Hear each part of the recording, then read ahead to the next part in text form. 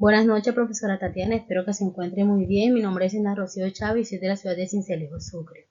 Hoy voy a hablar sobre los diferentes enfoques educativos frente a la diversidad que son la exclusión, segregación, integración e inclusión. A través de este cuadro comparativo podemos observar cómo cada uno de estos enfoques se diferencia desde los aspectos históricos, normativos, curriculares, pedagógicos y epistémicos.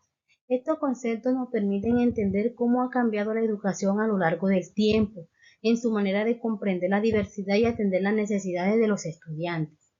En la inclusión, que fue la primera forma de respuesta social hacia las personas que eran diferentes.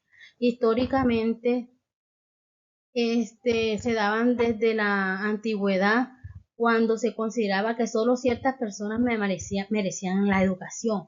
Por ejemplo, durante el feudalismo o en los sistemas de casta, solo los grupos privilegiados accedían al conocimiento. Las personas con discapacidad, las mujeres o quienes pertenecían a pueblos originarios eran apartadas completamente del sistema educativo. Desde el aspecto epistémico, se pensaba que existía un único tipo de conocimiento que era válido, el grupo dominante, y todo lo que saliera de esa norma era marginado. Normativamente no había leyes que protegieran los derechos de todos, lo que generaba una invisibilización total de las personas que eran diferentes. En lo curricular, los contenidos eran iguales para todos y excluían las realidades culturales o sociales para otros grupos. Y en lo pedagógico, el docente usaba métodos tradicionales rígidos y cerrados sin tomar en cuenta las diferencias entre los estudiantes. Un ejemplo claro de exclusión sería cuando en el pasado los niños con discapacidad no podían estudiar y eran rechazados por la escuela. No lo tenían en cuenta para nada porque no le daban su valor por esa discapacidad en la que tenían. Tenemos lo que es la segregación. En la etapa de la segregación, la diferencia empieza a reconocerse, pero se mantiene separada. Esto significa que la sociedad comienza a aceptar que existen personas con distintas condiciones o capacidades, pero decide atenderlas en espacios distintos como las escuelas especiales. Históricamente, este modelo surge cuando los gobiernos crean instituciones especiales para ciertos grupos como niños sordos, ciegos o con discapacidad intelectuales. En el plano epistémico todavía se consideraba que la diferencia es un problema que debe ser tratado aparte. Normativamente aparecen leyes que permiten el acceso a la educación, pero bajo el modelo de educación especial y no escuelas comunes. Eran apartados en escuelas diferentes a lo de los niños normales. En el aspecto curricular se diseñaban programas y contenidos diferentes adaptados solo para ciertos grupos de estudiantes. Y en lo pedagógico, aunque los docentes cambiaran algunas estrategias, los estudiantes seguían aislados del resto. Este modelo marcó un avance porque permitió la atención educativa, pero aún no reconocía la diversidad como parte de todos. Un ejemplo de esto son las escuelas especiales para personas con discapacidad separadas del sistema regular. Tenemos lo que es la integración.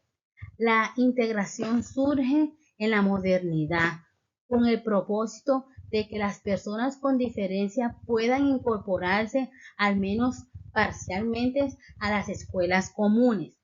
Aquí es que se reconoce que todos los niños tienen derecho a aprender juntos, pero se sigue pensando que son ellos quienes deben adaptarse al sistema. No era el sistema el que se iba a adaptar a ellos, a su discapacidad, no, sino eran los estudiantes que debían enfocarse, meterse en la cabeza de que ellos eran los que se tenían que adaptar al sistema, al método de estrategia de los profesores. Desde lo histórico, este modelo responde a la necesidad de superar la exclusión y la segregación. En lo epistémico se empieza a aceptar que hay diferentes formas de aprender, aunque todavía predomina el modelo tradicional, a pesar de su discapacidad y todo eso, los niños que eran normales y los que tenían su problema, su forma de aprendizaje era diferente. Entonces, eran diferentes, pero ellos no tenían en cuenta eso, sino que tenían que aprender a la par. Normativamente se crean normas internacionales como lo recomendado por la UNESCO en el 92, que promueven la participación de todos los estudiantes. En el ámbito curricular se hacen algunos pequeños ajustes, pero el currículo sigue siendo muy rígido. Y desde lo pedagógico, los docentes debían comenzar a hacer adaptaciones, pero se esperaba que los estudiantes encajaran en la escuela en lugar de que la escuela adaptarse a ellos.